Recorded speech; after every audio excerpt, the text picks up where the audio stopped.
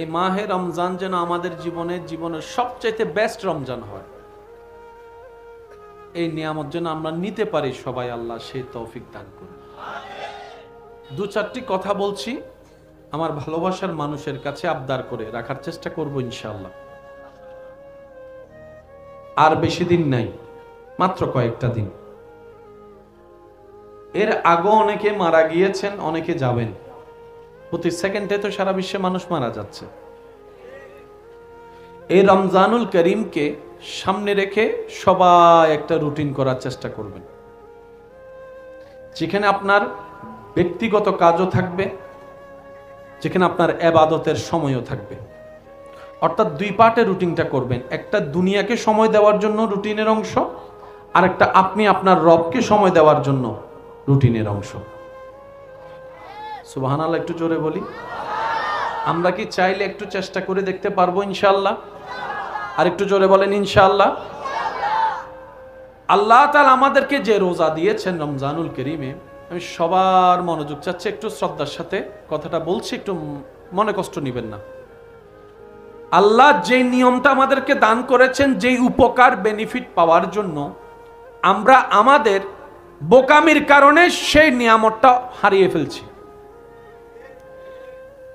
জাপানি একজন চিকিৎসা বিজ্ঞানী ওনার গবেষণা করে মানব দেহের উপকার কিভাবে হয়, সে গবেষণায় উনি গবেষণা করে দেখলেন প্রত্যেকটা মানুষের বছরে অন্তত একবার খাবার সীমা কমাই ফেলতে হবে। সুবহানাল্লাহ। এই শরীরে 11টি মাস যে খাবার খাওয়া হয়, একটা মাস যদি কোনো মানুষ খাবার কমিয়ে দেয়, সেটা তার শরীরের জন্য কল্যাণকর। বলেন না সুবহানাল্লাহ। উনি মানব কল্যাণের জন্য, সুস্থতা শরীরের জন্য যে পরামর্শ দিয়েছেন, আমাদের ইসলাম 1450 বছর আগে আমাদেরকে সেই সূত্র রোজা দিয়ে দান করে দিয়েছেন। বলেন সুবহানাল্লাহ। রোজার সিস্টেম দিয়েছেন কে? সুবে সাদিক থেকে সূর্যাস্ত পর্যন্ত কোনো প্রকার পানাহার করা যাবে। সচরাচর নিয়ম হচ্ছে খেলে শক্তি বাড়ে, কিন্তু রমজানুল করিম একটু জিনিস খেয়াল করবেন, খাবার কম থাকে দিনের বেলায়, কিন্তু শরীরের শক্তি থাকে, শরীরে একটা স্পিরিট শক্তি, এটা আল্লাহ প্রদত্ত একটা নিয়ামত। সুবহানাল্লাহ। বর্তমান চিকিৎসক ডাক্তাররা আমাদেরকে বারবার বলে ইফতারিতে এটা এটা এটা এটা যেন আমরা না খাই। খেয়াল করছেন বিষয়টা? এবার নবীজির সুন্নতকে আপনি যদি খেয়াল করেন, চিকিৎসকের পরামর্শকে যদি সামনে রাখেন, আপনি দেখবেন আপনার আমার নবী সেইভাবে সাহেরি ইফতার করেছেন, যেভাবে করাটা আজকের বিজ্ঞানের চোখে মানব দেহের জন্য কল্যাণ। সুবহানাল্লাহ। খাবার যা আমরা খাই, খাবার হজম যে শব্দটা আমরা শুনি, যে প্রসেসিং এর মধ্যে খাবার হজম হয়, যেখানে যে ব্যাকটেরিয়াগুলা খাবারগুলাকে খায়, রমজানুল করিমে নির্দিষ্ট একটি সময় বান্দা যখন পানাহার থেকে নিজেকে দূরে রাখে, ওই ব্যাকটেরিয়াগুলা যখন খাবার পায় না, তখন আশেপাশে পড়ে থাকা সেই নোংরা খাবারগুলাকে তারা খাইতে থাকে, মরা কোষগুলা জিন্দা হতে থাকে। সুবহানাল্লাহ। সারাদিন উপবাস থেকে আমরা যে লাভটা করি শরীরের, ইফতারের সময় যা আছে সব, ইফতারের সময় এমন ভাবে খায় বেগন মতো হাইতে পড়ি যে কি মাগরিব নামাজ পড়িবেলা শক্তি, বলেন না মাগরিব নামাজ পড়ার মতো শক্তি। চিকিৎসা বিজ্ঞানও বলে এমন ভাবে খাওয়া উচিত। নবীজির সুন্নতের প্রত্যেকটা পাঠ প্রত্যেকটা মানব জাতির জন্য কল্যাণ কল্যাণ কল্যাণ। সুবহানাল্লাহ। প্রায় সময় দেখবেন ডাক্তারের কাছে গেলে বিভিন্ন অসুস্থতার কারণে ডাক্তার খাবার বাছাই দেয়, এটা খাইও না, ওইটা খাইও না, এটা খাইও না, এটা খাইও না, বলে বলে একটু জোরে বলেন না, বলে এটা খাওয়া যাবে না, ওইটা খাওয়া যাবে না।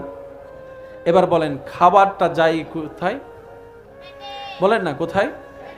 অসুস্থতার মেন কেন্দ্রবিন্দু হচ্ছে পেট। অসুস্থতার মেন উৎপত্তিস্থল কোথায়?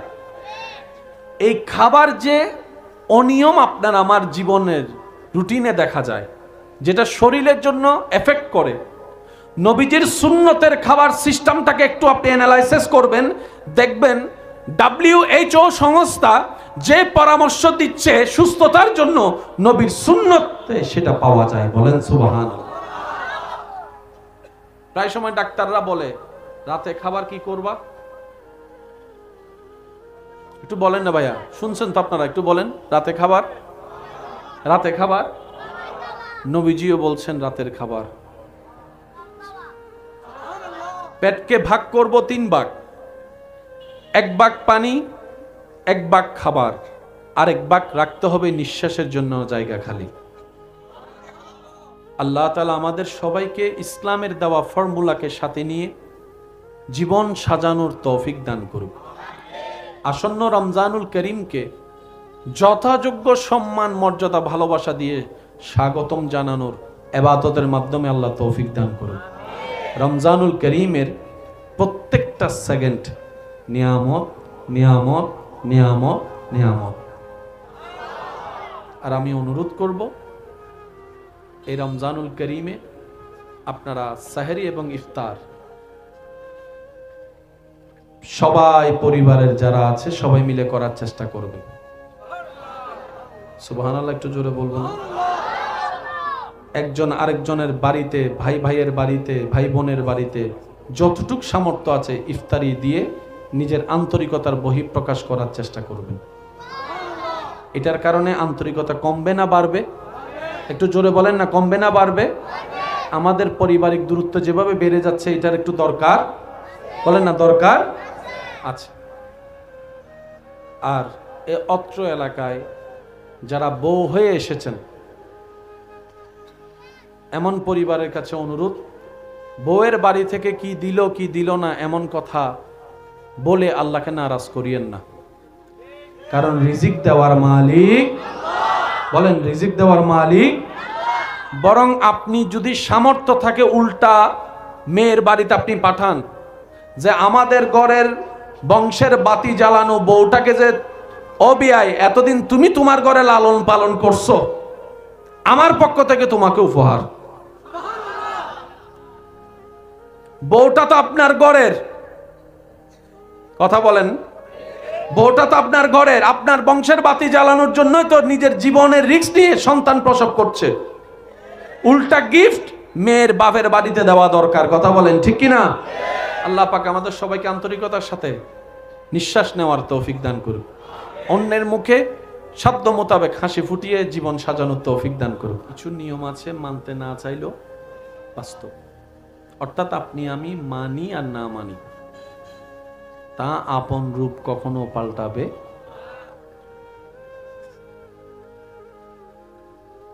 হাসরের ময়দানে আমরা বেশিরভাগ মানুষ আল্লাহর বিচারে আটকিয়ে যাওয়ার এবং নিজের নেক আমল নষ্ট করার যে মাধ্যমটা, যে কারণটা খুঁজে পাব, সেই অনেকগুলা কারণের অন্যতম কারণ হচ্ছে আমাদের অনিয়ন্ত্রিত জিহ্বা।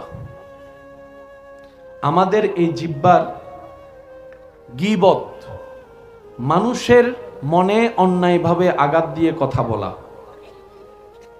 যেগুলো আমাদের নেক আমলকেও নষ্ট করে, গুনার পাল্লাকেও ভারী করে, দুনিয়ার জীবনকেও অশান্তি করে, কথা বলেন ঠিক কিনা? দেখবেন ভালো করে ঠান্ডা মাথায়, যে আপনার নামে বদনাম করে তিনিও কোনো না কোনো মানুষের কাছেও বদনামের আসামি। যে আপনার পিছনে লাগে তার পিছনে কিছু মানুষ লেগে আছে, যে আপনার খারাপই বলে তার খারাপই বলার জন্য আরো 10 জন মানুষ আছে। বদনাম করে টেনে ধরে সিঁড়ি কেটে দিয়ে কাউকে নামানো যায় নাই, যাবেও না, যদি সেই মানুষটা রবের উপর ধৈর্য ধরে রবের হুকুমের অপেক্ষায় বসতে পারে। একদিন না একদিন তার যাওয়াটা চওড়াই পৌঁছায় যাবে, যেখানে তার স্বপ্ন এবং কল্যাণকরময় রাস্তা। সুবহান। কারণ বান্দা যাকে নামাতে চায় ওই বান্দা যদি একটু সহ্য ধৈর্য করতে পারে, এটাই আল্লাহর ওয়াদা, আমি আল্লাহ তাকে তুলে দিব, আমি আল্লাহ তাকে মকামে পৌঁছাই দিব। সুবহান। বদনাম করতে যোগ্যতার প্রয়োজন হয় না, কিন্তু প্রশংসা করতে কিন্তু যোগ্যতার দরকার। বদনাম যারা করে তারা বদনাম করে পরে, মনে হিংসা লালন করে আগে। একটু জোরে বলেন। মনে হিংসা লালন হয় আগে, বদনাম হয়। আর হিংসা এমন একটা নোংরা জিনিস যেটা অন্তরে থাকলে ক্ষমা পাওয়ারও সুযোগ। এবার হিংসাটা কি ফেরেশতার পক্ষ থেকে আসে না শয়তানের পক্ষ থেকে? আর শয়তান আমাদেরকে কোথায় নিতে চায়? জান্নাতে না জাহান্নামে? তাই অন্তত নিজে বাঁচার জন্য, নিজের পরকালটাকে সুন্দর করার জন্য আমাদেরকে অন্যের পিছনে লাগা, গীবত করা, হিংসা থেকে নিজেকে বাঁচতে হবে। আল্লাহ আমাদের সবাইকে তৌফিক দান করুক। তো যারা নবীজির বদনাম করে তারা কি বদনাম আগে করে নাকি হিংসা আগে করে? একটু জোরে বলি। বদনাম হয় পরে, হিংসা হয় আগে। এই পৃথিবীতে যারাই নবীর বিপক্ষে লাগার চেষ্টা করেছে, করছে, করবে, মনে রাখবেন তাদের সুন্দর মন বলতে কোনো শব্দ নাই, যার কারণে তাদের চোখে সেই নিয়ামত পড়ে নাই। আমার কথা কি বুঝতেছেন আপনারা? তো সেজন্য যাদের মন সুন্দর, যাদের মনের মধ্যে আলো আছে, দেখবেন তারা অন্যের উপকার করতেও ভালোবাসে, অন্যের মুখে হাসি ফুটানোর চেষ্টাও করে। বলেন না সুবহানাল্লাহ। আল্লাহ তাআলা আপনার আমার নবীকে এমন সৌন্দর্যের একদম সুউচ্চ মকামে পৌঁছায় দিয়েছেন, সৃষ্টি জগতে সবাই প্রশংসা করে, চাঁদের প্রশংসা, আর চাঁদও পলক নয়নে তাকিয়ে থাকে আপনার আমার নবীর চেহারা মোবারকের দিকে। সুবহান। সৌন্দর্যের অনেকগুলা প্রশংসার ক্যাটাগরি আছে। এখন আপনাদেরকে আমি একটা প্রশ্ন করব, আপনারা একটু বুঝে শুনে আমাকে উত্তর দিবেন। চেহারায় সুন্দর, চোখে সুন্দর, হাসিতে সুন্দর, গঠনও সুন্দর, জ্ঞানও সুন্দর, বুঝও সুন্দর, চরিত্রও সুন্দর, এই ৭টার ভিতর আপনার কাছে সবচেয়ে দামি কোনটা? বলেন না ভাইয়া। আপনারা যেটাই বলবেন আমি সেটাই বলবো। এই ৭টার ভিতরে আপনার কাছে সবচেয়ে দামি কোন জিনিসটা? একটা মানুষকে আপনি জীবন সাথী বানাবেন, সবগুলাই ১০০তে ১০০, কিন্তু চরিত্র ঠিক নাই, নিবেন? জোরে বলেন, আরো জোরে। আর একটা মানুষের চরিত্র ঠিক আছে, আরগুলো তেমন ঠিক নাই, মানুষ নিবে? কথা বলেন, কথা বলেন। এটা হিউম্যান সাইকোলজি। কারণ যখন ঝগড়া লাগে তখন সৌন্দর্য দেখে কেউ কোনো দুইটা কথা ছাড় দেয় না। সংসার টিকার জন্য, বন্ধুত্ব টিকার জন্য সৌন্দর্য কোনো ভ্যালু রাখে না, লম্বা কোনো ভ্যালু রাখে না, বাটি কোনো ভ্যালু রাখে না, সুন্দর ফিগার কোনো ভ্যালু রাখে না, জ্ঞান কার কত বেশি এটা কোনো ভ্যালু রাখে না। তখন সবচাইতে বেশি দরকার হচ্ছে যে উত্তম চরিত্র, কল্যাণকর চরিত্র। বলেন না সুবহানাল্লাহ। যে চরিত্রের মধ্যে, গুণের মধ্যে ধৈর্যের মতো নিয়ামত থাকবে, সহ্য করার মতো ক্যাপাসিটিও থাকবে, ক্ষমা করে দেওয়ার মতো কল্যাণকর মন মানসিকতা থাকবে, নিজে না খেয়ে মানুষকে খাওয়ানোর সেই টেন্ডেন্সি থাকবে, রাগ হাজার উঠলেও অন্যকে ক্ষমা করে দেওয়ার সেই উৎসাহ, উদ্দীপনা, রবকে সন্তুষ্টি করার জন্য যার ভিতরে থাকবে, এক কথাই বলতে গেলে চরিত্রের সামনে কোনো কোয়ালিটি আর টিকতে পারে না, কোনো কোয়ালিটি টিকতে পারে না। আপনার আমার নবীকে আল্লাহ তাআলা এমন ভাবে সাজিয়েছেন, সৌন্দর্যের মধ্যে নবীর মোকাবেলা করার মতো সৃষ্টি জগতে আল্লাহ আর কাউকে সৃষ্টি করে নাই। বলেন না সুবহানাল্লাহ। জ্ঞানের জগতে, সৃষ্টি জগতে নবীর সাথে মোকাবেলা করার মতো এমন কোন সৃষ্টি জগতে আর কেউ নেই। নবীর সে চোখ মোবারকের সৌন্দর্য সবার চাইতে আলাদা, নবীর হাসি মোবারকের সৌন্দর্য সবার চাইতে আলাদা, নবীর হাঁটা মোবারক সবার চাইতে আলাদা, নবীর বসা মোবারক সবার চাইতে আলাদা, নবীর ইমামত সবার চাইতে আলাদা, নবীর শারীরিক গঠন মোবারক সবার চাইতে আলাদা, নবীর লম্বা মোবারক সবার চাইতে আলাদা, নবীর চাহনি মোবারক সবার চাইতে আলাদা। সুবহানাল্লাহ একটু বলতে থাকি, জোরে জোরে বলতে থাকি সুবহানাল্লাহ। আপনার আমার নবীকে আল্লাহ তাআলা এমন ভাবে সাজিয়ে দিয়েছেন, আমার নবীর নেতৃত্ব সবার চাইতে আলাদা, আমার নবীর রাষ্ট্র পরিচালনা সবার চাইতে আলাদা, বাবা হিসাবে আমার নবী সব চাইতে আলাদা, স্বামী হিসাবে আপনার আমার নবী সবার চাইতে আলাদা, শ্বশুর হিসাবে আপনার আমার নবী সবার চাইতে আলাদা, ইমাম হিসাবে আপনার আমার নবী সবার চাইতে আলাদা। এরকম এক একটা সাবজেক্ট আনতে থাকবেন আর আপনার জ্ঞান মন ঈমান বলতে থাকবে আমার নবী সবার চাইতে আলাদা, আমাদের নবী সবার চাইতে আলাদা। সবকিছু বলা যখন শেষ হবে, যখন চরিত্র মোবারকের ব্যাপার চলে আসবে নবীজির, যখন চরিত্র শব্দটা আপনার মাথায় চলে আসবে, তখন আপনাকে আমাকে বিশ্ববাসীকে বলতে হবে নবীর চরিত্র মোবারক এত সুন্দর গঠন ছিল, যেখানে কোরআনুল কারীমের মতো কিতাব নবীর চরিত্র মোবারকের সার্টিফিকেট দিচ্ছে ইন্নাকা লাআলা খুলুকিন আযীম। চিৎকার দিয়ে বলেন সুবহানাল্লাহ। আপনার আমার পাসপোর্ট বানাইতে, জন্ম নিবন্ধন বানাইতে একটা কি লাগে? বুঝছো, চেয়ারম্যান মেম্বার তো কি লম্বর দিয়েন, চারিত্রিক একটা কি লাগে, সেখানে নামও থাকে, সিলও থাকে, সাইনও। যিনি দিছে তিনিও জানে না আপনি আমি কেমন, দেওয়া দরকার দিয়ে দিছে। এবার ওনাকে যাই যদি জিজ্ঞেস করেন যাচাই বাছাই করা ছাড়া আপনি দিলেন কেন, আপনি যাকে বললেন আমার এলাকার সবচাইতে ভালো মানুষ, আগামী গতকালকে তো সে চোরের মামলা ধরা খাইছে, লাগছেন একটা ফেস, তখন ওনারা বলবে নিয়ম তো এটা, কিন্তু জনপ্রতি সবার চরিত্র দেখার মতো ক্যাপাসিটি তো কারো বলেন না কারো, কারণ সিসি ক্যামেরাও যদি লাগায় রাখিস তাও সম্ভব। আমার এলাকায় মানুষ আছে 10,000, 10,000 মানুষের সিসি ক্যামেরা কেমনে লাগাবো? আর আমি যাদেরকে বলতেছি ভালো, আমি ভালো কিনা এটা আমি না জানি, বুঝাতে পারছি আমি কথা? পৃথিবীর কেউ বিভিন্ন ক্যাটাগরিতে মাথা তুলতে না পারলো, অন্তত আওয়াজ করার সাহস থাকলেও চারিত্রিক বিষয়ে এসে আওয়াজ করার ক্ষমতা আপনার আমার আমাদের কারো। কিন্তু নবীজির ব্যাপারে আল্লাহ পাক বলছেন হাবিব ইন্নাকা লাআলা খুলুকিন আযীম, খুলুকিন আযীম। যার চরিত্রের সার্টিফিকেট স্বয়ং রব্বুল আলামিনের সুপ্রিম কোর্ট থেকে আসে, তিনি আপনার আমার নবী রাহমাতুল লিল আলামিন। কোরআন নাজিল হচ্ছে নবীজির উপর, তখন নবীজির বয়স মোবারক কত? 40 বলেন না কত? আচ্ছা, আপনাদের কি বুঝতে কষ্ট হচ্ছে? আমার আওয়াজ কি ক্লিয়ার শোনা যাচ্ছে? তাহলে একটু আমাকে রিপ্লাই দিবেন প্লিজ। নবীজির উপর কোরআন নাজিল হওয়া শুরু করেছেন আল্লাহ, তখন নবীজির বয়স মোবারক হচ্ছে 40-এর কোটায়। যে কোরআন অনুকরণ করার মতো করতে জানলে, রবকে খুশি করতে পারলে আপনার আমার জন্য জান্নাত। এটাই তো সবার কথা, এই কথা নিয়ে কারো কোনো দ্বিমত?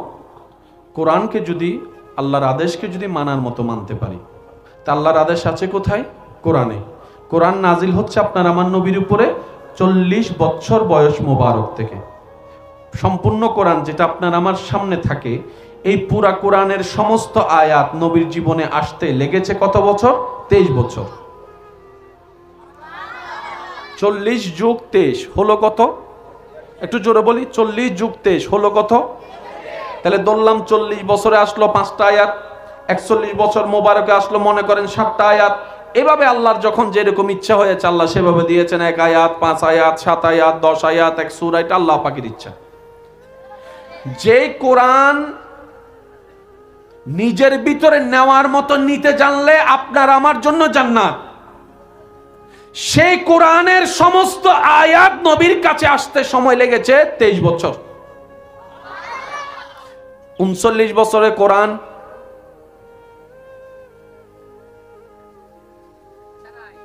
আপনারা কি কথা বুঝতেছেন না আমার? তাহলে একটু রিপ্লে দেন। 39 বছরের বয়সে নবীজির তখন কোরআন, 38 বছরে কোরআন, 35 বছরে কোরআন, 30 বছরে কোরআন, 25 বছরে কোরআন, 20 বছরে কোরআন, 15 বছরে কোরআন। কোরআন আসেনি, একটা আয়াত আসেনি, একটা নির্দেশ আসেনি। কিন্তু বড় অবাক করা বিষয় কি জানেন, 1 থেকে 40 বছরে তো কোরআন নাজিল শুরু হলো, কমপ্লিট হতে 23 বছর লেগেছে, যেটা আপনার আমার কাছে এক হাতেই পেয়ে যাচ্ছি। কিন্তু 1 থেকে 39 বছরের নবীর জীবন মোবারককে একটু গবেষণা করে দেখেন, কোরআন হাদিসের বাইরে, আল্লাহর নির্দেশের বাইরে আমার নবীর জীবনের একটা সেকেন্ডও পথ চলা ছিল না। সুবহানাল্লাহ। কোরআন আসতেছে কত বছর পর থেকে? 40-এর পর থেকে। কিন্তু নবীজি কোরআন মোতাবেক চলা শুরু করেছেন 40-এর আগ থেকে। আর একটু জোরে ফুল ভলিউম একবার বলেন সুবহানাল্লাহ। এটা করা যাবে, এটা করা যাবে না, এখন পাচ্ছি কোরআনে। 38 বছরে কোরআন, তখন কোনো আদেশ নিষেধ, কিন্তু নবীর কর্মের ভিতরে কোরআন বিরোধী একটা কাজ পাওয়া, বলেন না, একটা কাজ পাওয়া। জান্নাতে যেতে গেলে উত্তম চরিত্রের দরকার। উত্তম চরিত্র শিকার মাধ্যমের, হাজার মাধ্যমের একটা মাধ্যম কোরআন। কোরআন এখনো আসেনি, নাজিল শুরু হয়নি।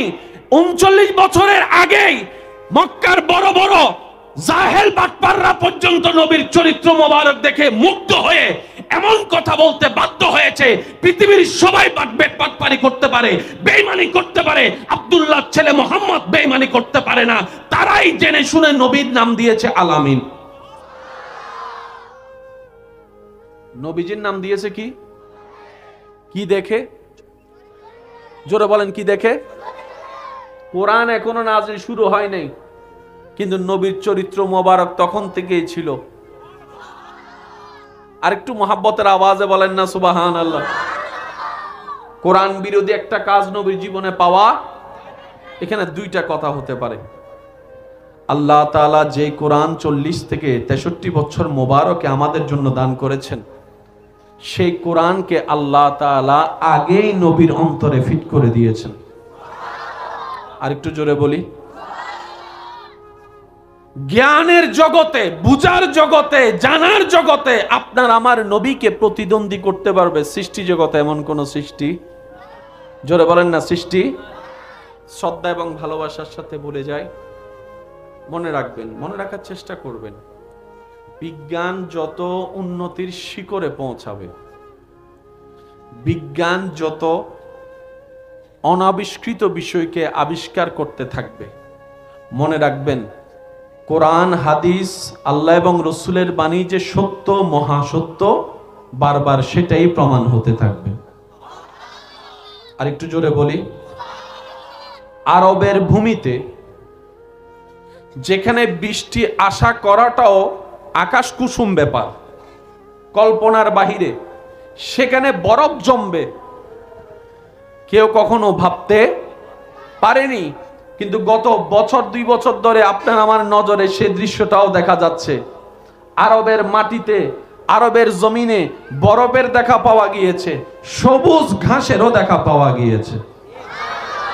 তখন হয়তো আপনারা বারবার শুনেছেন, এই ঘটনা যখন প্রামাণ্য চিত্র আকারে সংবাদ মাধ্যমে প্রচার করা হচ্ছে, তখন বারবার আপনার আমার নবী রাহমাতুল লিল আলামিনের হাদিসকে কোট করা হচ্ছে। কত বছর পরে ঘটনাটা হলো, হাদিস তো কত বছর আগে।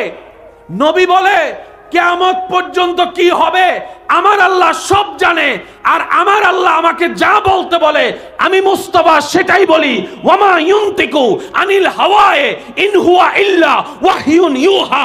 আমার আল্লাহ বলতে বলেছেন, আমি নবী মুস্তাফা বলেছি। বলেন না সুবহানাল্লাহ। নবীজির প্রশংসা গুণগান বাড়িয়ে দিয়েছেন কে? দেখবেন একটা জিনিস বলি, বেশিরভাগ সমস্যার সমাধান সমস্যার গোড়ায় থাকে।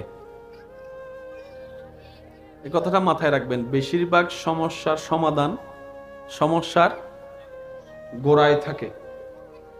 আমরা অনেক সময় ওই গোড়াটার দিকে না দেখে চতুর্দিকে খুঁজতে থাকি।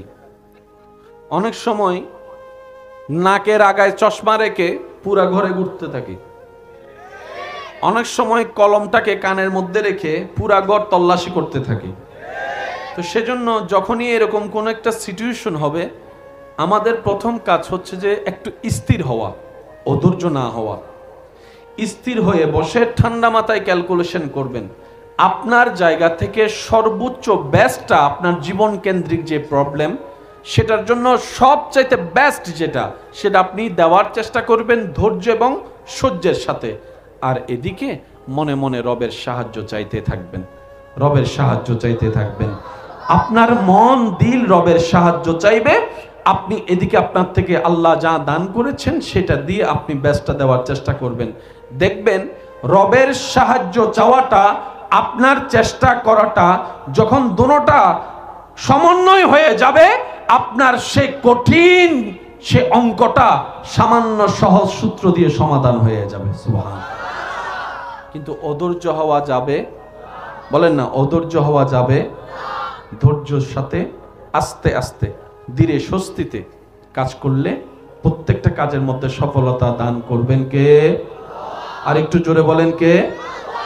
আসুন, ওয়ারাফানা লাকা যিকরাক, বাড়িয়ে দিয়েছেন কে? আল্লাহ পাক বলে, হাবিব পৃথিবীর কেউ যেন এটা মনে করতে না পারে আমরা বিশাল মাহফিল করে নবীর গুণগান করি বলেই তো নবীর প্রশংসা হয়। পৃথিবীর কেউ যেন এটা মনে করতে না পারে আমরা মাইক লাগানোর কারণেই তো নবীর এই আওয়াজটা বলার কারণেই তো দশজনে শুনে নবীর প্রচার হয়, এটা যেন পৃথিবীর কেউ বলতে না পারে। পৃথিবীর সমস্ত প্রাণীর, মানব জাতির অন্যের সাপোর্ট লাগে, না হয় সে টিকতে পারে না।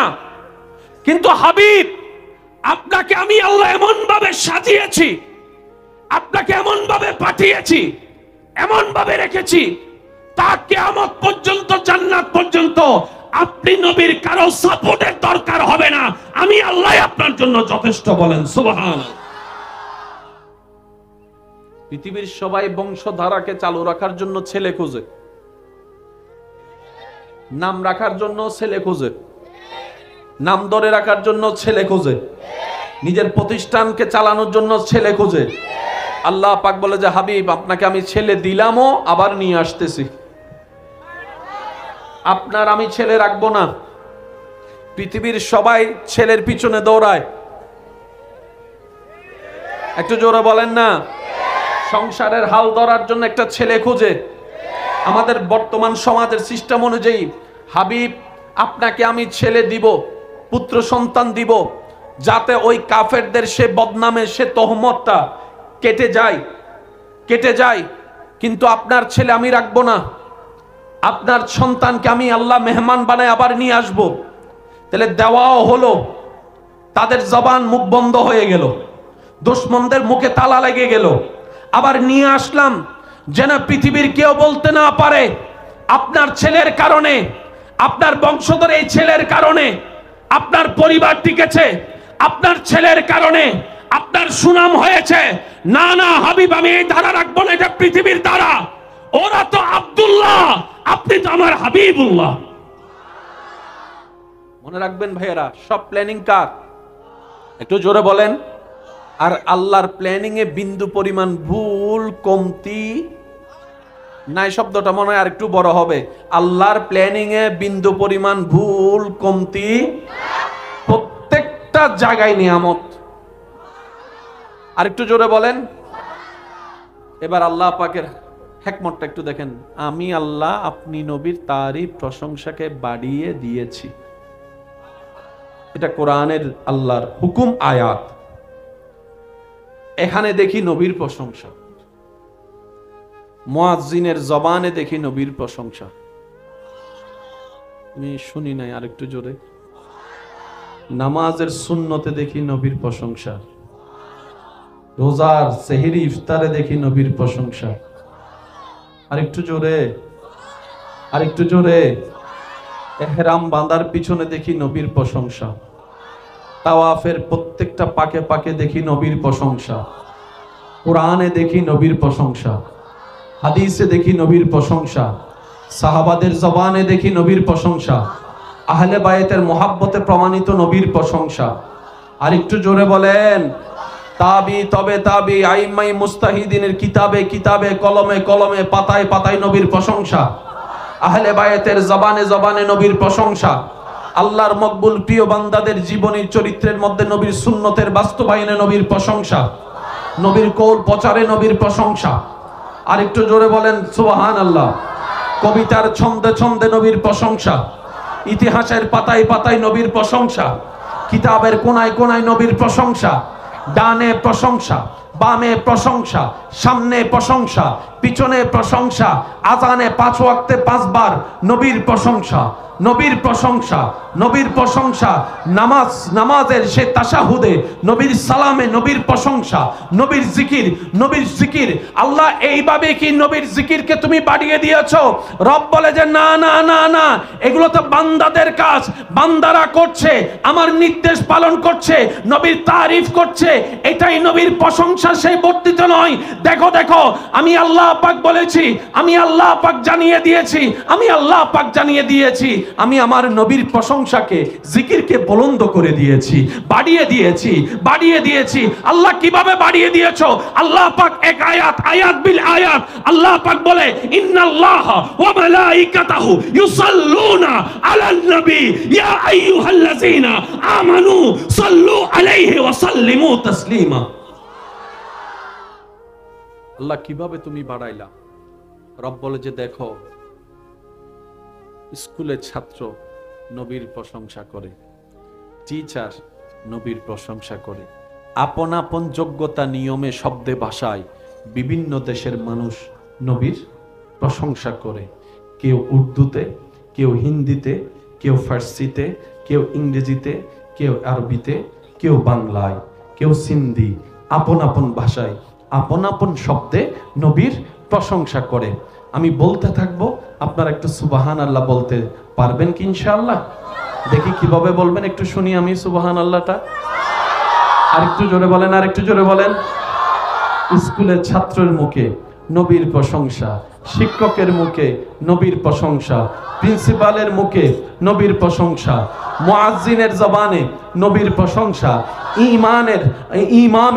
ইমামের জবানে নবীর প্রশংসা, জুমার খতিবের নবীর প্রশংসা, আলেমের জবানে নবীর প্রশংসা, মুফতির জবানে নবীর প্রশংসা, মুহাদ্দিসের জবানে নবীর প্রশংসা, মুফাসসিরের জবানে নবীর প্রশংসা, ডক্টরের জবানে নবীর প্রশংসা, বাবার জবানে নবীর প্রশংসা, মার জবানে নবীর প্রশংসা, যেতে যেতে ওলিদের জবানে নবীর প্রশংসা, সাহাবীদের জবানে নবীর প্রশংসা, তাবির জবানে নবীর প্রশংসা। একটু গভীরে যাব, আদম নবীর জবানে আমাদের নবীর প্রশংসা, সুবহানাল্লাহ। ইউসা আলাইহিস ইসলামের জবানে আমাদের নবীর প্রশংসা, মুসা নবীর জবানে আমাদের নবীর প্রশংসা, ইব্রাহিম নবীর দোয়াতে আমাদের নবীর প্রশংসা, সুবহানাল্লাহ বলতে থাকি।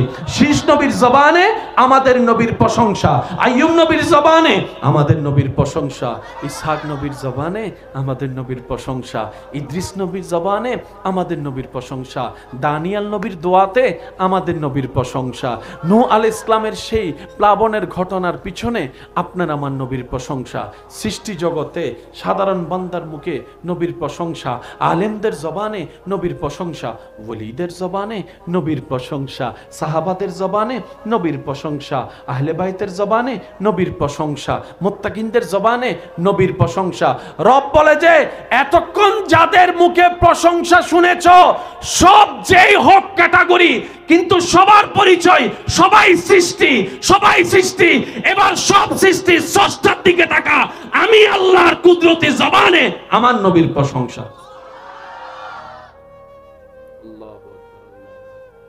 এই মাহে রমজান যেন আমাদের জীবনের সবচেয়ে বেস্ট রমজান হয়, এই নিয়ামত যেন আমরা নিতে পারি সবাই, আল্লাহ সেই তৌফিক দান করুন। 2-4টি কথা বলছি, আমার ভালোবাসার মানুষের কাছে আবদার করে রাখার চেষ্টা করব ইনশাআল্লাহ। আর বেশি দিন নাই, মাত্র কয়েকটা দিন। এর আগেও অনেকে মারা গিয়েছেন, অনেকে যাবেন। প্রতি সেকেন্ডে তো সারা বিশ্বে মানুষ মারা যাচ্ছে। এই রমজানুল করিমকে সামনে রেখে সবাই একটা রুটিন করার চেষ্টা করবেন, যেখানে আপনার ব্যক্তিগত কাজও থাকবে, যেখানে আপনার ইবাদতের সময়ও থাকবে। অর্থাৎ দুই পার্টে রুটিনটা করবেন, একটা দুনিয়াকে সময় দেওয়ার জন্য রুটিনের অংশ, আর একটা আপনি আপনার রবকে সময় দেওয়ার জন্য রুটিনের অংশ। সুবহানাল্লাহ, একটু জোরে বলি। আমরা কি চাইলে একটু চেষ্টা করে দেখতে পারবো ইনশাআল্লাহ? আর একটু জোরে বলেন ইনশাআল্লাহ। আল্লাহ তাআলা আমাদেরকে যে রোজা দিয়েছেন রমজানুল করিমে, আমি সবার মনোযোগ চাচ্ছি, একটু শ্রদ্ধার সাথে কথাটা বলছি, একটু মনে কষ্ট নেবেন না। আল্লাহ যে নিয়মটা আমাদেরকে দান করেছেন, যেই উপকার বেনিফিট পাওয়ার জন্য, আমরা আমাদের বোকামির কারণে সেই নিয়ামতটা হারিয়ে ফেলছি। জাপানি একজন চিকিৎসা বিজ্ঞানী ওনার গবেষণা করে মানব দেহের উপকার কিভাবে হয়, সে গবেষণায় উনি গবেষণা করে দেখলেন প্রত্যেকটা মানুষের বছরে অন্তত একবার খাবার সীমা কমাই ফেলতে হবে। সুবহানাল্লাহ। এই শরীরে 11টি মাস যে খাবার খাওয়া হয়, একটা মাস যদি কোনো মানুষ খাবার কমিয়ে দেয়, সেটা তার শরীরের জন্য কল্যাণকর। বলেন না সুবহানাল্লাহ। উনি মানব কল্যাণের জন্য, সুস্থতা শরীরের জন্য যে পরামর্শ দিয়েছেন, আমাদের ইসলাম 1450 বছর আগে আমাদেরকে সেই সূত্র রোজা দিয়ে দান করে দিয়েছেন। বলেন সুবহানাল্লাহ। রোজার সিস্টেম দিয়েছেন কে? সুবে সাদিক থেকে সূর্যাস্ত পর্যন্ত কোনো প্রকার পানাহার করা যাবে।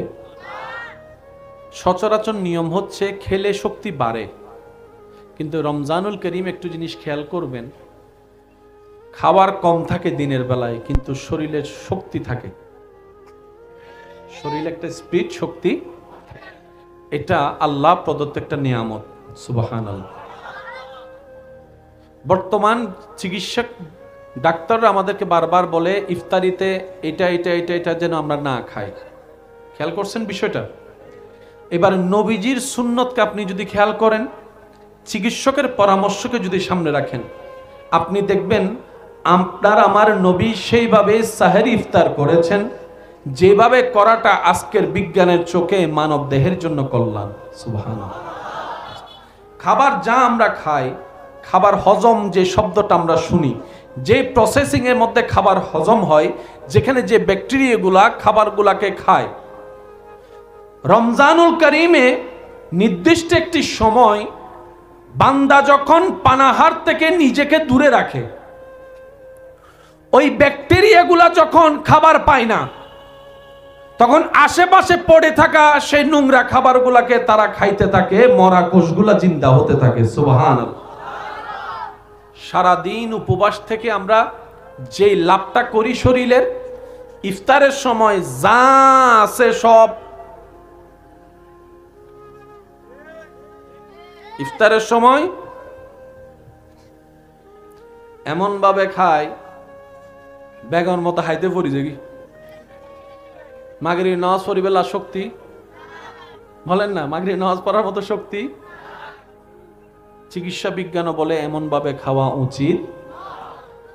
নবীজির সুন্নত, সুন্নতের প্রত্যেকটা পাঠ প্রত্যেকটা মানব জাতির জন্য কল্যাণ, কল্যাণ, কল্যাণ। সুবহানাল্লাহ। প্রায় সময় দেখবেন ডাক্তারের কাছে গেলে বিভিন্ন অসুস্থতার কারণে ডাক্তার খাবার বাছাই দেয়, এটা খাইও না, ওইটা খাইও না, এটা খাইও না, এটা খাইও না, বলে বলে একটু জোরে বলেন না, বলে এটা খাওয়া যাবে না, ওইটা খাওয়া যাবে না। এবার বলেন খাবারটা যাই কোথায়? বলেন না কোথায়? অসুস্থতার মেন কেন্দ্রবিন্দু হচ্ছে পেট। অসুস্থতার মেন উৎপত্তি স্থল কোথায়?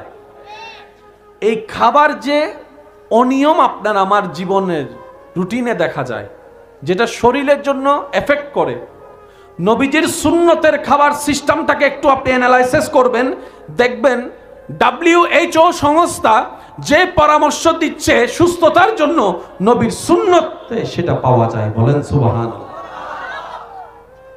প্রায় সময় ডাক্তাররা বলে রাতে খাবার কি করবা,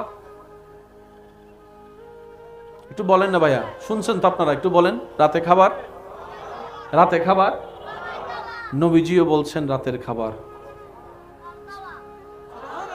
পেটকে ভাগ করব 3 ভাগ, 1 ভাগ পানি, 1 ভাগ খাবার, আর 1 ভাগ রাখতে হবে নিঃশ্বাসের জন্য জায়গা খালি।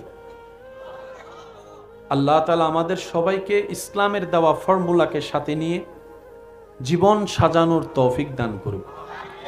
আসন্ন রমজানুল করিমকে যথাযোগ্য সম্মান, মর্যাদা, ভালোবাসা দিয়ে স্বাগতম জানানোর ইবাদতের মাধ্যমে আল্লাহ তৌফিক দান করুন। রমজানুল করিমের প্রত্যেকটা সেকেন্ড নিয়ামত, নিয়ামত, নিয়ামত, নিয়ামত। আর আমি অনুরোধ করব এই রমজানুল করিমে আপনারা সাহরি এবং ইফতার সবাই পরিবারের যারা আছে সবাই মিলে করার চেষ্টা করবেন। সুবহানাল্লাহ, একটু জোরে বলবো না? একজন আরেকজনের বাড়িতে, ভাই ভাইয়ের বাড়িতে, ভাই বোনের বাড়িতে যতটুক সামর্থ্য আছে ইফতারি দিয়ে নিজের আন্তরিকতার বহিঃপ্রকাশ করার চেষ্টা করবেন। এটার কারণে আন্তরিকতা কমবে না বাড়বে? একটু জোরে বলেন না, কমবে না বাড়বে? আমাদের পারিবারিক দূরত্ব যেভাবে বেড়ে যাচ্ছে এটার একটু দরকার, বলেন না দরকার আছে। আর এই অত্র এলাকায় যারা বউ হয়ে এসেছেন এমন পরিবারের কাছে অনুরোধ, বউয়ের বাড়ি থেকে কি দিল কি দিল না এমন কথা বলে আল্লাহকে নারাজ করিয়েন না। কারণ রিজিক দেওয়ার মালিক, বলেন রিজিক দেওয়ার মালিক।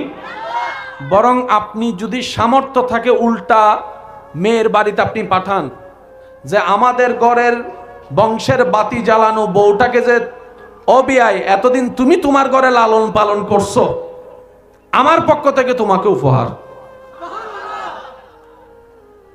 বউটা তো আপনার ঘরের, কথা বলেন, বউটা তো আপনার ঘরের, আপনার বংশের বাতি জ্বালানোর জন্যই তো নিজের জীবনের রিস্ক নিয়ে সন্তান প্রসব করছে। উল্টা গিফট মেয়ের বাপের বাড়িতে দেওয়া দরকার, কথা বলেন ঠিক কিনা? আল্লাহ পাক আমাদের সবাইকে আন্তরিকতার সাথে নিঃশ্বাস নেওয়ার তৌফিক দান করুন। অন্যের মুখে সাধ্য মোতাবেক হাসি ফুটিয়ে জীবন সাজানোর তৌফিক দান করুন। কিছু নিয়ম আছে মানতে না চাইলেও বাস্তব, অর্থাৎ আপনি আমি মানি আর না মানি তা আপন রূপ কখনো পাল্টাবে।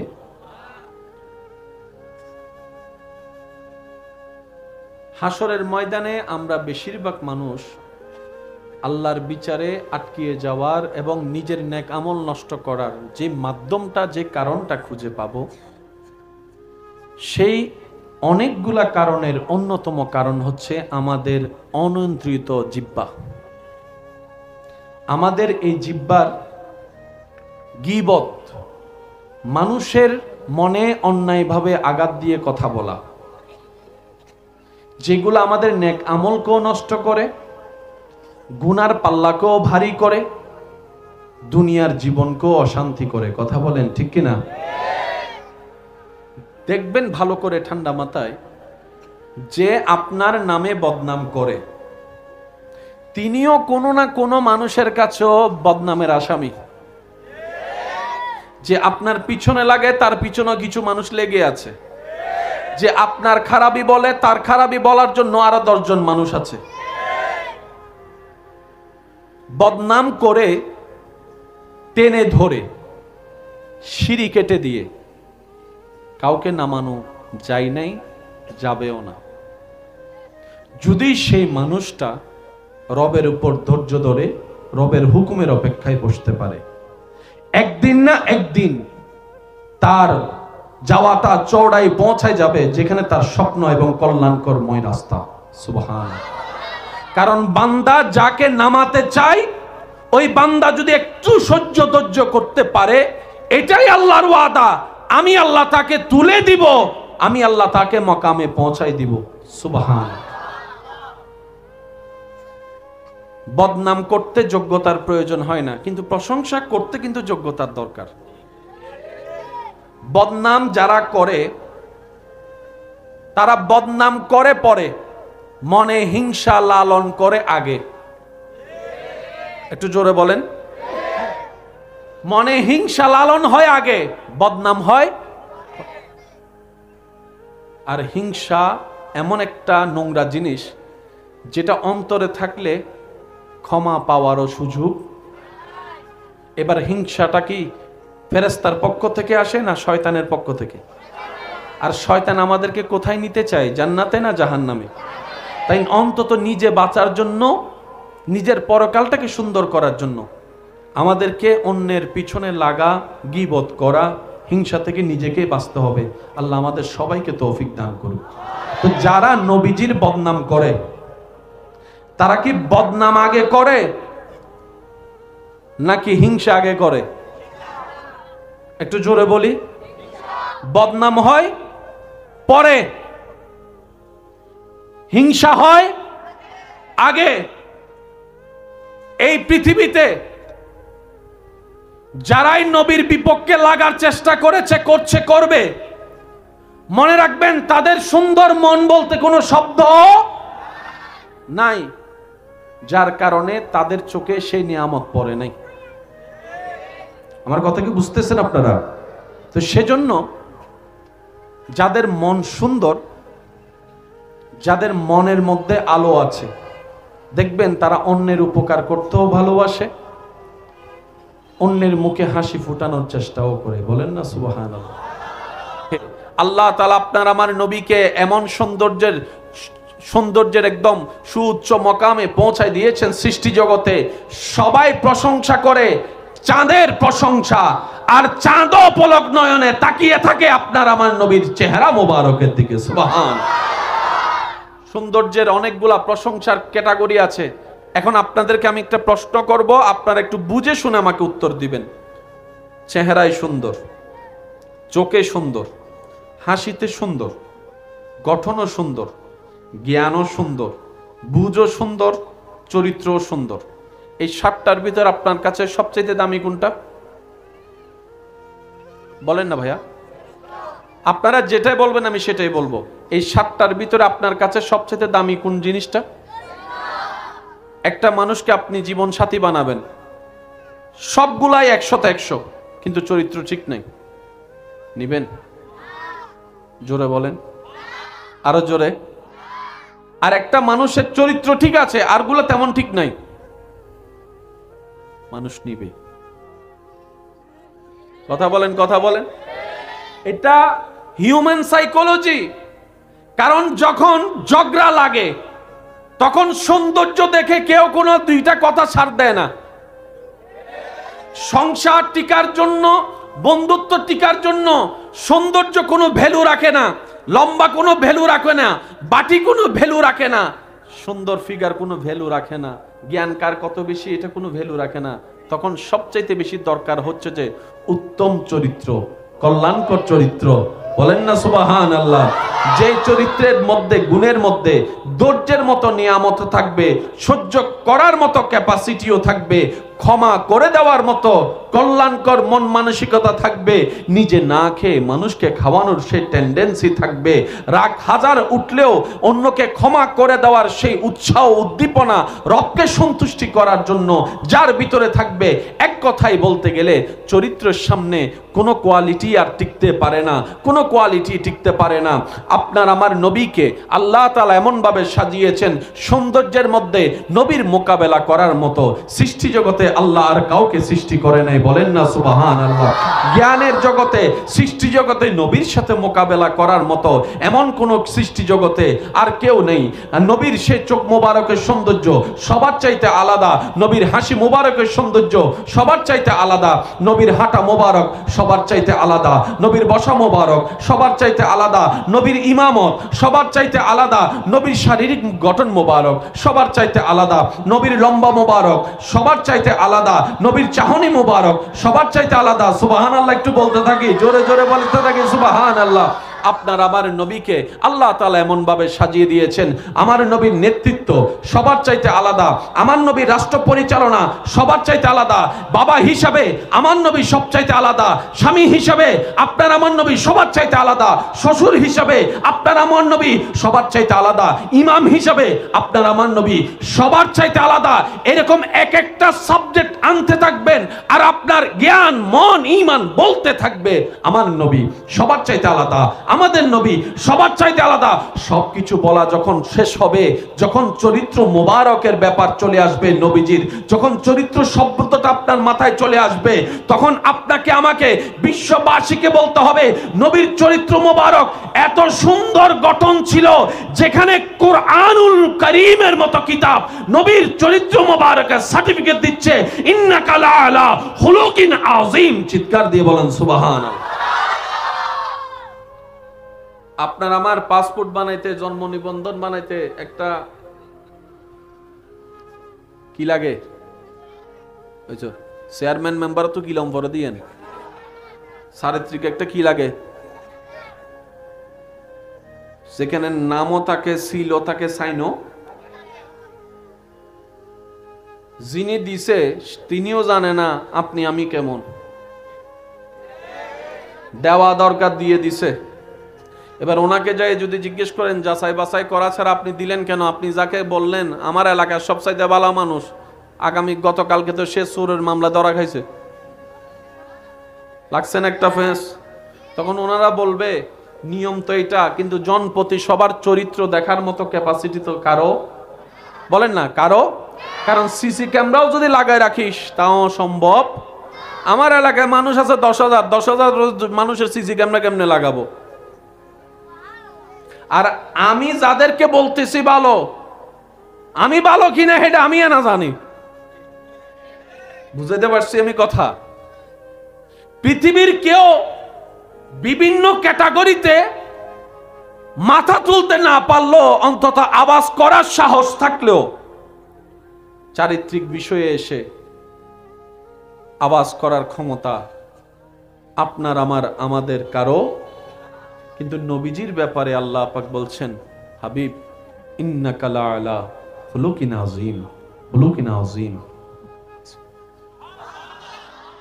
যার চরিত্রের সার্টিফিকেট স্বয়ং রব্বুল আলামিনের সুপ্রিম কোর্ট থেকে আসে, তিনি আপনার আমার নবী রাহমাতুল লিল আলামিন। কোরআন নাজিল হচ্ছে নবীজির উপর, তখন নবীজির বয়স মোবারক কত? 40 বলেন না কত? আচ্ছা, আপনাদের কি বুঝতে কষ্ট হচ্ছে? আমার আওয়াজ কি ক্লিয়ার শোনা যাচ্ছে? তাহলে একটু আমাকে রিপ্লাই দিবেন প্লিজ। নবীজির উপর কোরআন নাজিল হওয়া শুরু করেছেন আল্লাহ, তখন নবীজির বয়স মোবারক হচ্ছে 40-এর কোটায়। যেই কোরআন অনুকরণ করার মতো করতে জানলে, রবকে খুশি করতে পারলে আপনার আমার জন্য জান্নাত। এটাই তো সবার কথা, এই কথা নিয়ে কারো কোনো দ্বিমত? কোরআনকে যদি, আল্লাহর আদেশকে যদি মানার মতো মানতে পারি, তা আল্লাহর আদেশ আছে কোথায়? কোরআনে। কোরআন নাজিল হচ্ছে আপনার আমার নবীর উপরে 40 বছর বয়স মোবারক থেকে। সম্পূর্ণ কোরআন যেটা আপনার আমার সামনে থাকে, এই পুরা কোরআনের সমস্ত আয়াত নবীর জীবনে আসতে লেগেছে কত বছর? 23 বছর। 40 যোগ 23 হলো কত? একটু জোরে বলি, 40 যোগ 23 হলো কত? তাহলে ধরলাম 40 বছরে আসলো 5টা আয়াত, 41 বছর মোবারকে আসলো মনে করেন 7টা আয়াত। এভাবে আল্লাহর যখন যেরকম ইচ্ছা হয়েছে আল্লাহ সেভাবে দিয়েছেন। 1 আয়াত, 5 আয়াত, 7 আয়াত, 10 আয়াত, এক সূরা, এটা আল্লাহ পাকের ইচ্ছা। যে কোরআন নিজের ভিতরে নেওয়ার মতো নিতে জানলে আপনার আমার জন্য জান্নাত, সেই কোরআনের সমস্ত আয়াত নবীর কাছে আসতে সময় লেগেছে 23 বছর। 39 বছরে কোরআন,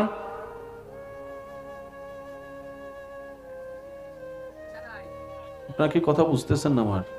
তাহলে একটু রিপ্লে দেন। 39 বছরের বয়সে নবীজির তখন কোরআন, 38 বছরে কোরআন, 35 বছরে কোরআন, 30 বছরে কোরআন, 25 বছরে কোরআন, 20 বছরে কোরআন, 15 বছরে কোরআন আসেনি, একটা আয়াত আসেনি, একটা নির্দেশ আসেনি।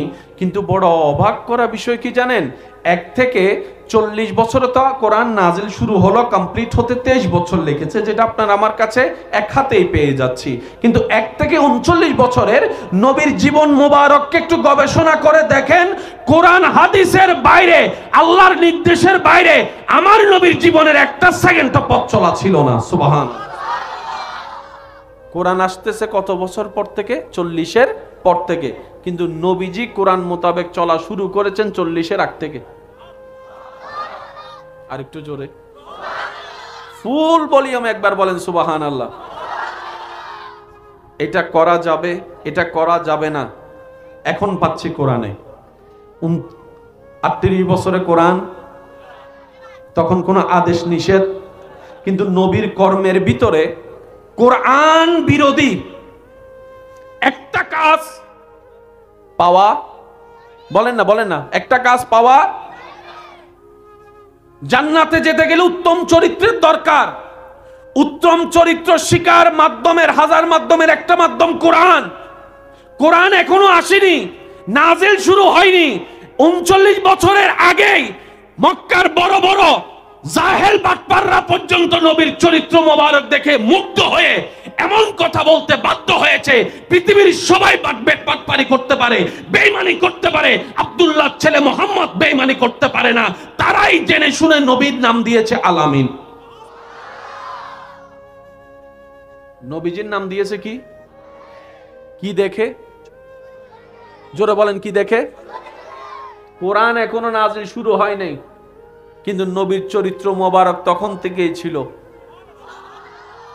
আর একটু মহাব্বতের আওয়াজে বলেন না সুবহানাল্লাহ। কোরআন বিরোধী একটা কাজ নবীর জীবনে পাওয়া, এখানে দুইটা কথা হতে পারে। আল্লাহ তাআলা যে কোরআন 40 থেকে 63 বছর মোবারকে আমাদের জন্য দান করেছেন, সেই কোরআনকে আল্লাহ তাআলা আগেই নবীর অন্তরে ফিট করে দিয়েছেন। আর একটু জোরে বলি, জ্ঞানের জগতে, বুঝার জগতে, জানার জগতে আপনার আমার নবীকে প্রতিদ্বন্দ্বী করতে পারবে সৃষ্টি জগতে এমন কোন সৃষ্টি? জোরে বলেন না, সৃষ্টি। শ্রদ্ধা এবং ভালোবাসার সাথে বলে যায়, মনে রাখবেন, মনে রাখার চেষ্টা করবেন, বিজ্ঞান যত উন্নতির শিখরে পৌঁছাবে, বিজ্ঞান যত অনাবিষ্কৃত বিষয়কে আবিষ্কার করতে থাকবে, মনে রাখবেন কোরআন হাদিস আল্লাহ এবং রসুলের বাণী যে সত্য, মহাসত্য, বারবার সেটাই প্রমাণ হতে থাকবে।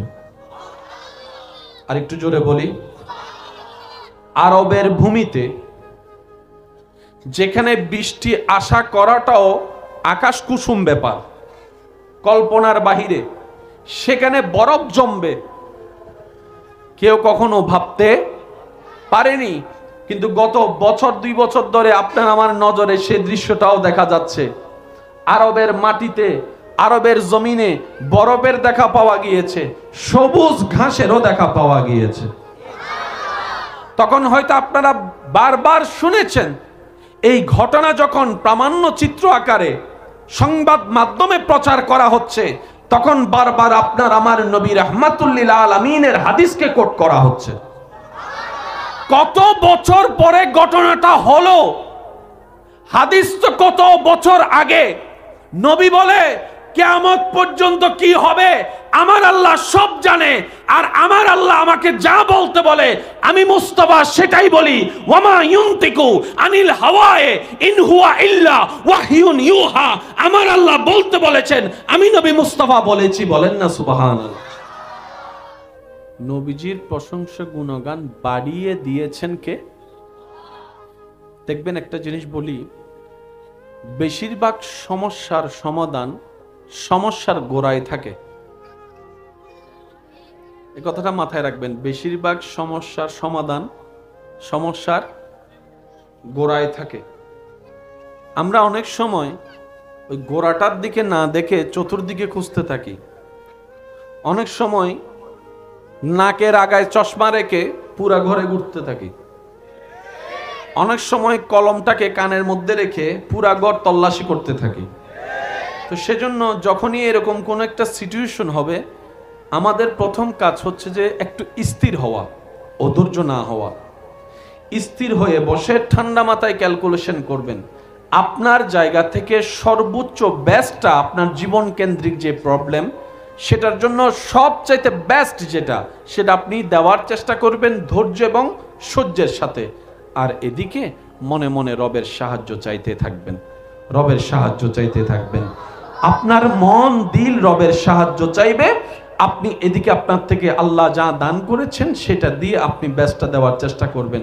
দেখবেন রবের সাহায্য চাওয়াটা, আপনার চেষ্টা করাটা যখন দুটোটা সমন্বয় হয়ে যাবে, আপনার সে কঠিন সে অঙ্কটা সামান্য সহজ সূত্র দিয়ে সমাধান হয়ে যাবে। সুবহানাল্লাহ। কিন্তু অধৈর্য হওয়া যাবে, বলেন না, অধৈর্য হওয়া যাবে। ধৈর্যের সাথে আস্তে আস্তে ধীরে স্বস্তিতে কাজ করলে প্রত্যেকটা কাজের মধ্যে সফলতা দান করবেন কে? আর একটু জোরে বলেন কে? আসুন, ওয়ারাফানা লাকা যিকরাক, বাড়িয়ে দিয়েছেন কে? আল্লাহ পাক বলে, হাবিব পৃথিবীর কেউ যেন এটা মনে করতে না পারে আমরা বিশাল মাহফিল করে নবীর গুণগান করি বলেই তো নবীর প্রশংসা হয়। পৃথিবীর কেউ যেন এটা মনে করতে না পারে আমরা মাইক লাগানোর কারণেই তো নবীর এই আওয়াজটা বলার কারণেই তো 10 জনে শুনে নবীর প্রচার হয়, এটা যেন পৃথিবীর কেউ বলতে না পারে। পৃথিবীর সমস্ত প্রাণীর, মানব জাতির অন্যের সাপোর্ট লাগে, না হয় সে টিকতে পারে না। কিন্তু হাবিব, আপনাকে আমি আল্লাহ এমন ভাবে সাজিয়েছি, আপনাকে এমন ভাবে পাঠিয়েছি, এমন ভাবে রেখেছি, তা কিয়ামত পর্যন্ত, জান্নাত পর্যন্ত আপনি নবীর কারো সাপোর্টের দরকার হবে না, আমি আল্লাহ আপনার জন্য যথেষ্ট। বলেন সুবহানাল্লাহ। পৃথিবীর সবাই বংশধারাকে চালু রাখার জন্য ছেলে খোঁজে, নাম রাখার জন্য ছেলে খোঁজে, নাম ধরে রাখার জন্য ছেলে খোঁজে, নিজের প্রতিষ্ঠানকে চালানোর জন্য ছেলে খোঁজে। আল্লাহ পাক বলে যে হাবিব, আপনাকে আমি ছেলে দিলামও, আবার নিয়ে আসতেছি। আপনার আমি ছেলে রাখবো না। পৃথিবীর সবাই ছেলের পিছনে দৌড়ায়, একটু জোরে বলেন না। সংসারের হাল ধরার জন্য একটা ছেলে খোঁজে। আমাদের বর্তমান সমাজের সিস্টেম অনুযায়ী হাবিব, আপনাকে আমি ছেলে দিব, পুত্র সন্তান দিব, যাতে ওই কাফেরদের সে বদনামে সে তহমতটা কেটে যায়। কিন্তু আপনার ছেলে আমি রাখবো না, আপনার সন্তানকে আমি আল্লাহ মেহমান বানায় আবার নিয়ে আসব। তাহলে দেওয়াও হলো, তাদের জবান মুখ বন্ধ হয়ে গেল, দুশমনদের মুখে তালা লেগে গেল। আবার নিয়ে আসলাম যেন পৃথিবীর কেউ বলতে না পারে আপনার ছেলের কারণে, আপনার বংশধর এই ছেলের কারণে আপনার পরিবার টিকেছে, আপনার ছেলের কারণে আপনার সুনাম হয়েছে। না না হাবিব, আমি এই ধারা রাখবো না, এটা পৃথিবীর ধারা। ওরা তো আব্দুল্লাহ, আপনি তো আমার হাবিবুল্লাহ। মনে রাখবেন ভাইয়েরা, সব প্ল্যানিং কার? একটু জোরে বলেন। আর আল্লাহর প্ল্যানিং এ বিন্দু পরিমাণ ভুল কমতি নাই। শব্দটা মনে হয় আর একটু বড় হবে। আল্লাহর প্ল্যানিং এ বিন্দু পরিমাণ ভুল কমতি, প্রত্যেকটা জায়গায় নিয়ামত। আর একটু জোরে বলেন। এবার আল্লাহ পাকের হিকমতটা একটু দেখেন। আমি আল্লাহ আপনি নবীর তারিফ প্রশংসাকে বাড়িয়ে দিয়েছি। এটা কোরআনের আল্লাহর হুকুম আয়াত। এখানে দেখি নবীর প্রশংসা, মুয়াজ্জিনের জবানে দেখি নবীর প্রশংসা। আমি শুনি নাই, আরেকটু জোরে। নামাজের সুন্নতে দেখি নবীর প্রশংসা, রোজার সেহরি ইফতারে দেখি নবীর প্রশংসা। আরেকটু জোরে, আরেকটু জোরে। ইহরাম বাঁধার পিছনে দেখি নবীর প্রশংসা, তাওয়াফের প্রত্যেকটা পাকে পাকে দেখি নবীর প্রশংসা, কোরআনে দেখি নবীর প্রশংসা, হাদিসে দেখি নবীর প্রশংসা, সাহাবাদের জবানে দেখি নবীর প্রশংসা, আহলে বায়েতের মোহাব্বতে প্রমাণিত নবীর প্রশংসা। আর একটু জোরে বলেন, তাবি তবে তাবি আইম্মাই মুস্তাহিদিনের কিতাবে কিতাবে কলমে কলমে পাতায় পাতায় নবীর প্রশংসা। আহলে বায়েতের জবানে জবানে নবীর প্রশংসা। আল্লাহর মকবুল প্রিয় বান্দাদের জীবনীর চরিত্রের মধ্যে নবীর সুন্নতের বাস্তবায়নে নবীর প্রশংসা, নবীর কৌল প্রচারে নবীর প্রশংসা। আর একটু জোরে বলেন সুবহানাল্লাহ। কবিতার ছন্দে ছন্দে নবীর প্রশংসা, ইতিহাসের পাতায় পাতায় নবীর প্রশংসা, কিতাবের কোনায় কোনায় নবীর প্রশংসা। ডানে প্রশংসা, বামে প্রশংসা, সামনে প্রশংসা, পিছনে প্রশংসা, আজানে 5 ওয়াক্তে 5 বার নবীর প্রশংসা, নবীর প্রশংসা, নবীর প্রশংসা। নামাজের সে তাশাহুদে নবীর সালামে নবীর প্রশংসা, নবীর জিকির, নবীর জিকির। আল্লাহ এইভাবে কি নবীর জিকিরকে তুমি বাড়িয়ে দিয়েছো? রব বলে যে না না না না, এগুলো তো বান্দাদের কাজ, বান্দারা করছে, আমার নির্দেশ পালন করছে, নবীর তারিফ করছে, এটাই নবীর প্রশংসা, সেই বর্ধিত নয়।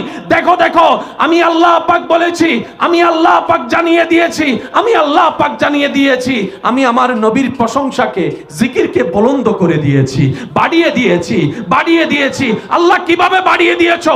আল্লাহ পাক এক আয়াত, আয়াত বিল আয়াত আল্লাহ পাক বলে ইন্নাল্লাহ ওয়া মালাইকাতাহু ইউসাল্লুনা আলান নবী ইয়া আইয়ুহাল্লাযীনা আমানু সাল্লু আলাইহি ওয়া সাল্লিমু তাসলিমা। আল্লাহ কিভাবে তুমি বাড়াইলা? রব বলে যে দেখো, স্কুলের ছাত্র নবীর প্রশংসা করে, টিচার নবীর প্রশংসা করে, আপন আপন যোগ্যতা নিয়মে শব্দে ভাষায় বিভিন্ন দেশের মানুষ নবীর প্রশংসা করে। কেউ উর্দুতে, কেউ হিন্দিতে, কেউ ফার্সিতে, কেউ ইংরেজিতে, কেউ আরবিতে, কেউ বাংলায়, কেউ সিন্ধি, আপন আপন ভাষায় আপন আপন শব্দে নবীর প্রশংসা করে। আমি বলতে থাকবো, আপনারা একটু সুবহান আল্লাহ বলতে পারবেন কি ইনশাআল্লাহ? দেখি কিভাবে বলবেন, একটু শুনি আমি সুবহান আল্লাহটা। আর একটু জোরে বলেন, আর একটু জোরে বলেন।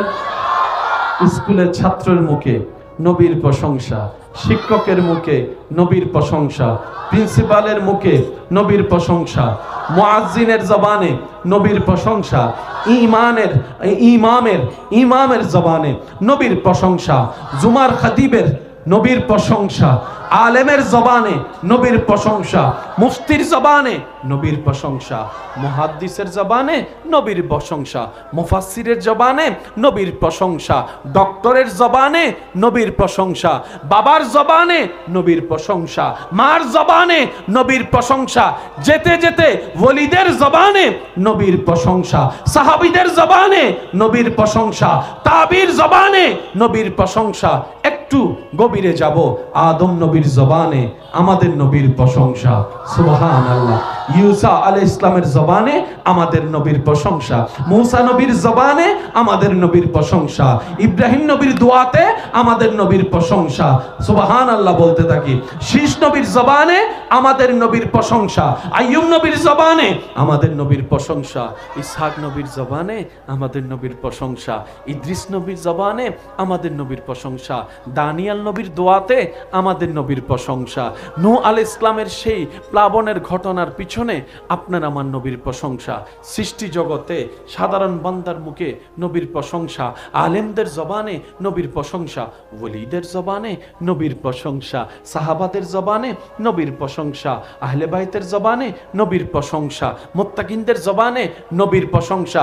রব বলে যে এতক্ষণ যাদের মুখে প্রশংসা শুনেছ, সব যেই হোক ক্যাটাগরি, কিন্তু সবার পরিচয়, সবাই সৃষ্টি, সবাই সৃষ্টি। এবার সব সৃষ্টি স্রষ্টার দিকে তাকা, আমি আল্লাহর কুদরতি জবানে আমার নবীর প্রশংসা।